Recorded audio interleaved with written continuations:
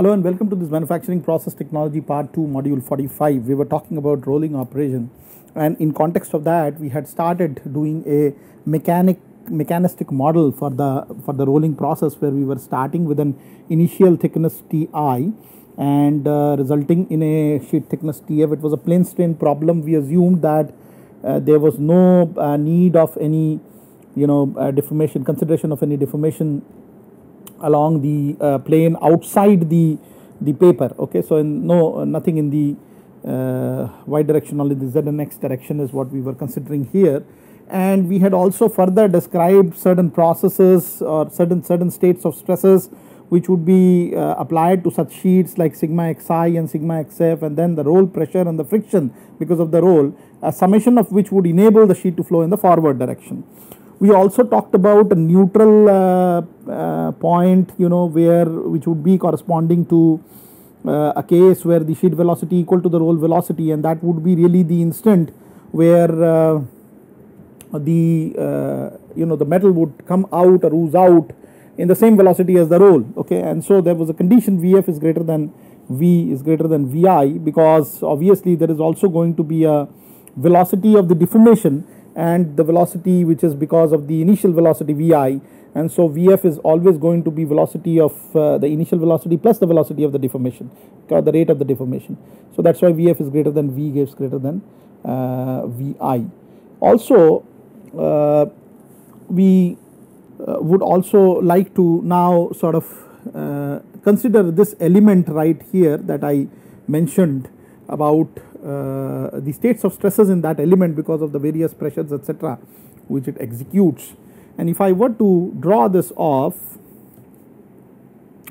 the element would actually look something like this.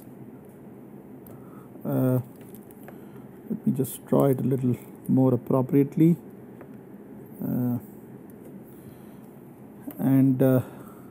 Here the quantum of the stresses that would apply along the axial center maybe of this element is basically one stress sigma x, okay,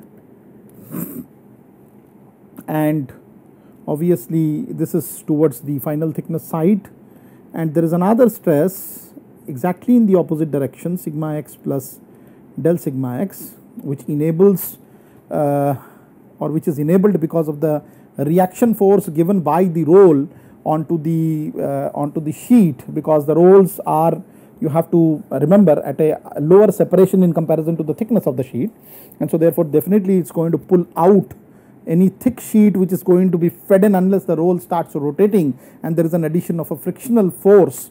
And so because of the pressure of the rolls, which is actually perpendicular to the direction of the element, let's call this the roll pressure P, okay, at an angle, let's say, which is determined by again the angle corresponding to how the element is placed with respect to the radius of the roll. Let's call this angle theta. At a certain instance of time the angle is theta. Obviously the whole angle here, which actually is the initial setting in a, let's say if we are just looking at this rolling process to be one continuity, and then suddenly we start a time scale t equal to 0, at that particular instance the contact that one of the rolls make with the initial sheet at point t equal to 0 is assumed to be theta equal to theta I. Okay, so let's assume that this particular element that we have drawn here, the element which is the shaded element, has an angle theta which it makes with the radius of the roll at this point of contact right about here in the center of this particular element, as has been illustrated here. And so the roll pressure is P, and because of P there is going to be a frictional effect, okay, which is going to play around. So let's call this the frictional effect, which is actually per unit area mu times of the pressure. Pressure, as you know, is force per unit area. So this is actually some kind of a stress equivalent that is being applied because of the roll at one of these peripheries, and there are going to be such forces in both directions which are going to enable the sheet to move forward. So you have mu p, as the the frictional force which gets initiated on both sides of this small element. We further assume that the element has a total thickness y, okay, 2y. So basically from the neutral axis of the element, the thickness of one side is y, and the total extent up to which the element is spread across is dx. Okay, so this is dx. So on one side, and on the other side here, this dimension right here is assumed to be y plus dy. Okay, so as the thickness of this element happens to be dx,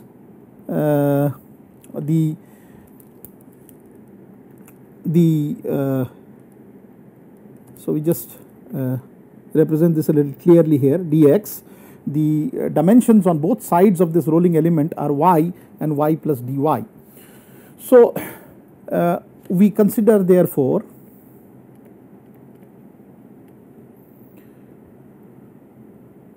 the forces acting on the element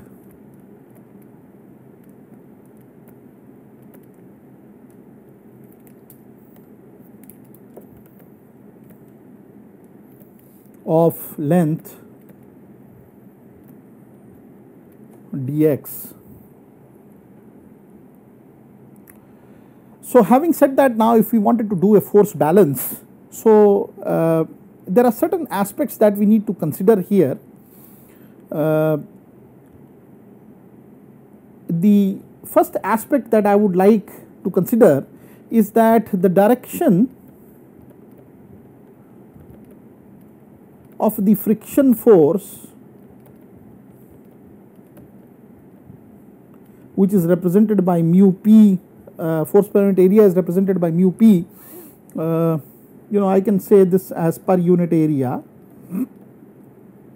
mu p, really depends on the relative velocity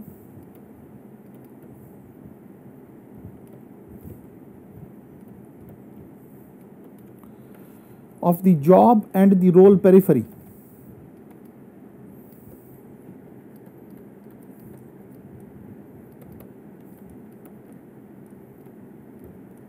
Meaning thereby that if I really looked at this region right here in the rolling operation, till and until the roll is contacting the surface and driving the surface ahead, you can assume the friction to be positively assisting the flow of the material. But the moment there is a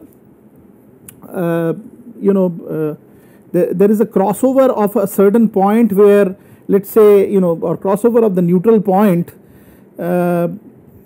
the frictional force actually would be opposing in nature, and it would be a hindrance to the rolling process. Okay, so basically what I am trying to say here is that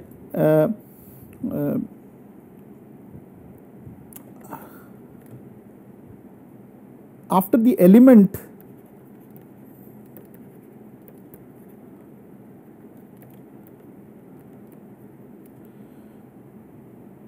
crosses the neutral point, you can think of the flow velocity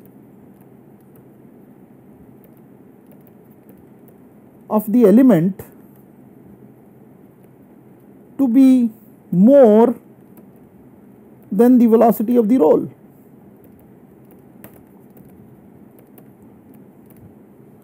So in other words, the friction which was an enabler prior to the neutral point is now a disabler for the pushing process. Okay, so the friction which was actually before the neutral point enabling and letting the sheet to flow in the forward direction, now because of the higher velocity of the small element after it has crossed the neutral point, would actually be a disabler. It will not be allowing the element to move forward. So there is a change in the direction of the frictional force whenever such an element would cross the So neutral point. So this is a very important concept that you have to realize at this time, and so we have to be also be able to do the mechanistic modeling in a manner so that up to the neutral point the friction is shown as an enabler for the rolling process to happen, and beyond the neutral point the friction is shown to be a disabler, or basically the direction of the frictional force should change on the element for the rolling process to be executed. So let us now look at what would happen with such a crossover point, and what is going to be the quantum of forces before and what is going to be the quantum of forces after. So let us now do the total amount of forces. So let us say if we consider the equilibrium of the forces in this particular element right here, considering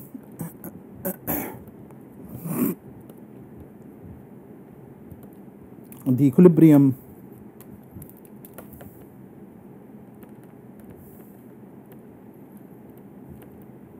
of the forces. So we consider the equilibrium of the forces which are felt by this element right here. So we have, if we consider unit, we consider this thickness of the element to be unity, as I had told earlier. So therefore the total amount of forces because of this forces in either direction of the element with a higher thickness and the lower thickness. So let us actually now look at this force here. So we have twice y plus dy times of 1, which is the width of this particular section, which is the facial area, interfacial area of this face right here, where the stress sigma x plus d sigma x is acting, times of sigma x plus d sigma x. Okay,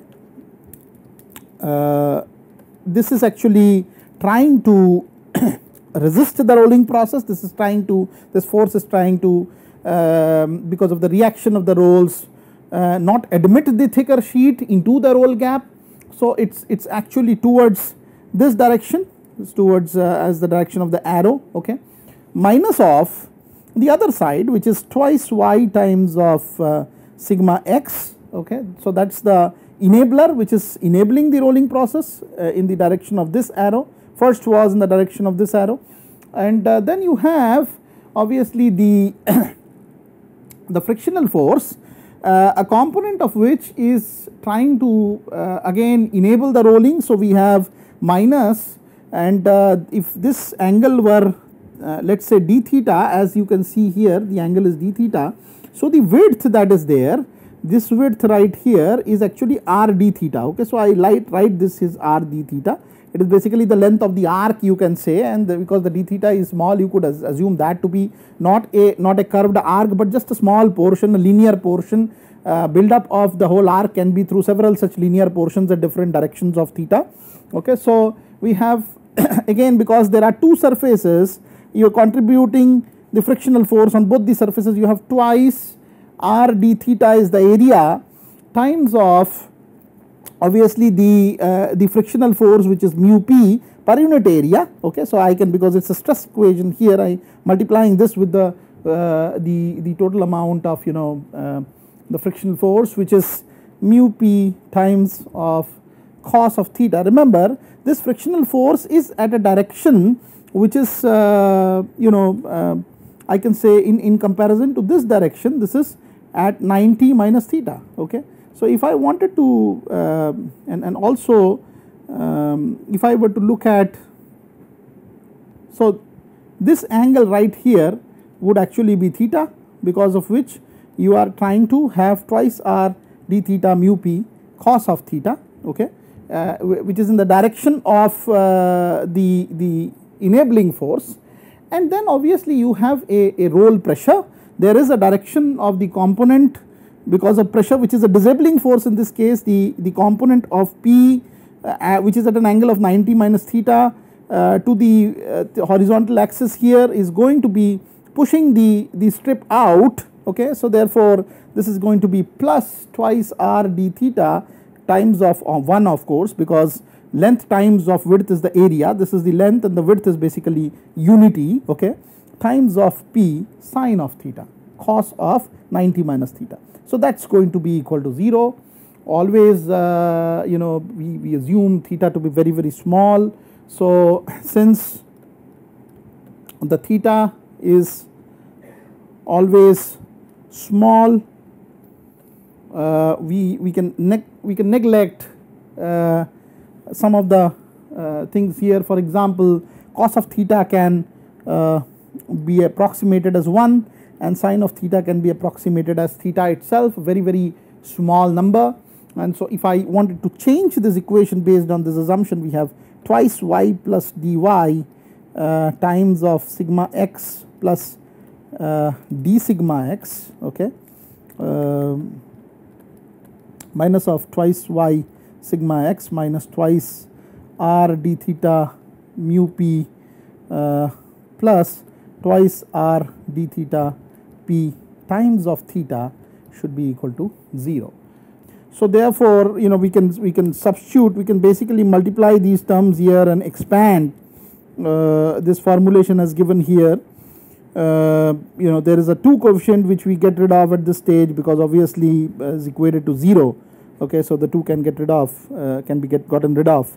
So we have a cancellation here. This is a term which is very small, dy d sigma x we can neglect, and we are actually left with very simplistic y d sigma x plus sigma x dy minus of twice r d theta mu p plus twice r d theta p theta should be equal to 0. So in other words, I can write this as dy sigma x, okay, minus of rp can be separated. This is, I'm sorry, this 2 is already eliminated, so just did not use 2 here.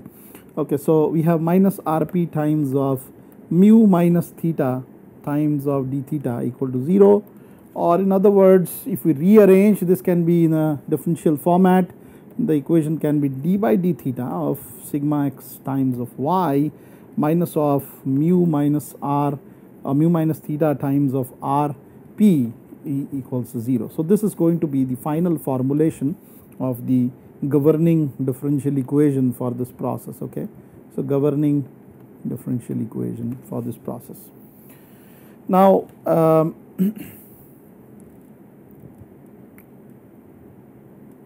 because the frictional force is assumed to be small,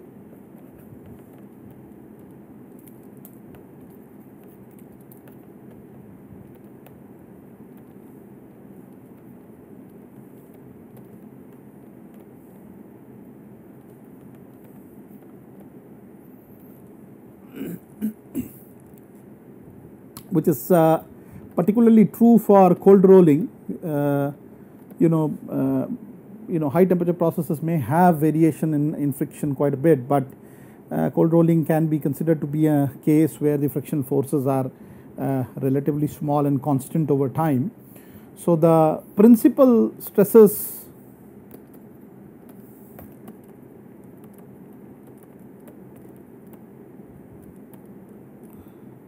in the element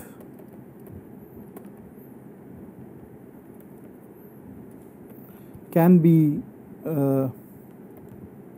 taken as sigma x equal to sigma 1, okay, and obviously sigma 3, which is another principal stress in this case, is basically the negative of the roll pressure or the compressor pressure that the roll has on the element. Okay, so since it is a case of plane strain,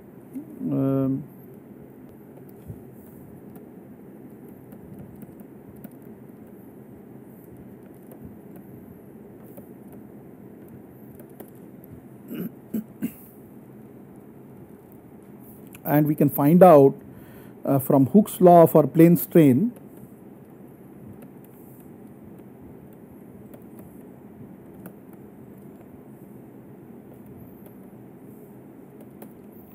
the epsilon 2 in the, let's say, direction of the width. Okay, So, or the third principal stress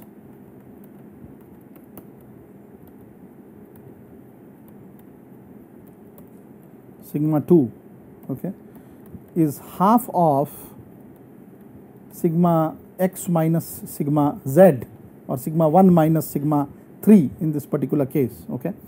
So, this one kind of enables us to derive a direct relationship between sigma x and p.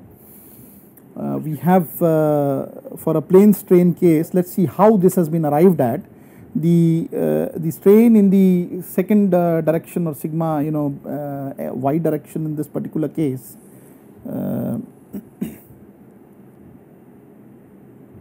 I'm sorry, this is sigma 2, and this is obviously you can say a z actually, okay, because that's how we have been assuming all the Tresca criterion etc. before. This is sigma 2, okay.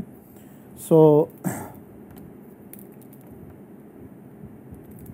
me just write this down little better, sigma 2.